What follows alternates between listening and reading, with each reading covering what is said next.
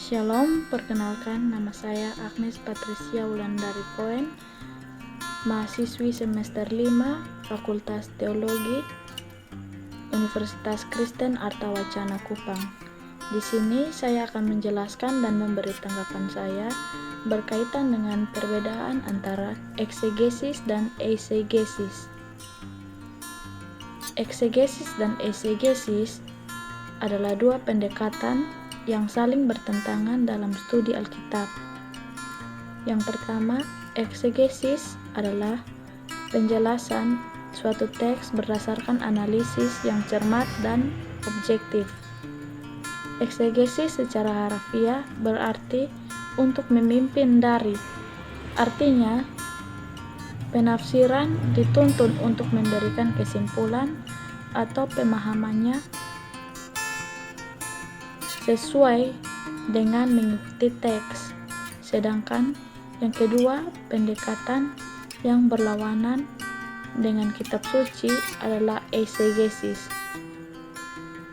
Eisegesis yang merupakan interpretasi dari suatu bagian berdasarkan pada pembacaan subjektif dan non-analitis. Kata eisegesis secara harafiah berarti mengarah ke dalam, yang berarti penafsiran menyuntikkan ide-idenya sendiri ke dalam suatu teks. Jelas, eksegesis yang tetap konsisten terhadap teks.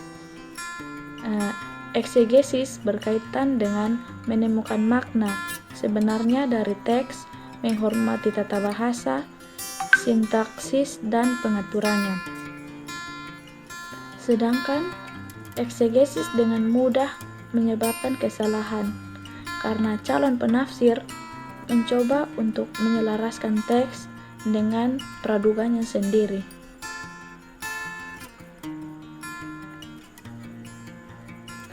Ayat Alkitab dari 2 Timotius 2 ayatnya yang ke-15 memerintahkan kita untuk menggunakan metode eksegesis.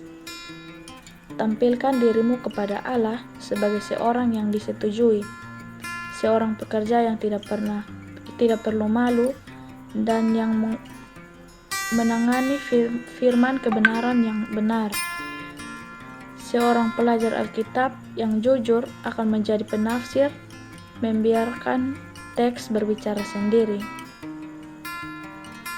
Eksegesis memungkinkan kita untuk setuju dengan Alkitab, sedangkan eisegesis berusaha memaksa Alkitab untuk setuju dengan kita.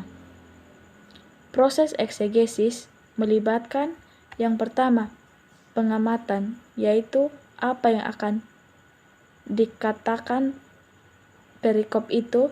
Yang kedua, interpretasi, apa yang dimaksud dengan petikan. Yang ketiga, korelasi, bagaimana bagian itu berhubungan dengan bagian lain Alkitab. Dan yang keempat adalah penerapan, bagaimana seharusnya bagian ini mengaruhi hidup saya. Eisegesis di sisi lain melibatkan yang pertama, imajinasi, ide apa yang ingin saya sampaikan. Yang kedua, eksplorasi, yaitu bagian kitab suci apa yang tampaknya cocok dengan ide saya. Yang ketiga, aplikasi, yaitu apa maksud dari ide saya. Perhatikan bahwa dalam eisegesis tidak ada pemeriksaan kata-kata dalam teks atau hubungannya satu sama lain. Tidak ada referensi silang dengan bagian-bagian terkait, dan tidak ada keinginan nyata untuk memahami makna sebenarnya. Kitab suci hanya berfungsi sebagai penyangga gagasan penafsir. Tentu saja, eksegesis membutuhkan waktu yang lebih banyak daripada eisegesis. Tetapi, jika kita harus menjadi orang yang layak di hadapan Allah sebagai seorang pekerja yang tidak usah malu, yang berterus terang memberitakan perkataan kebenaran itu,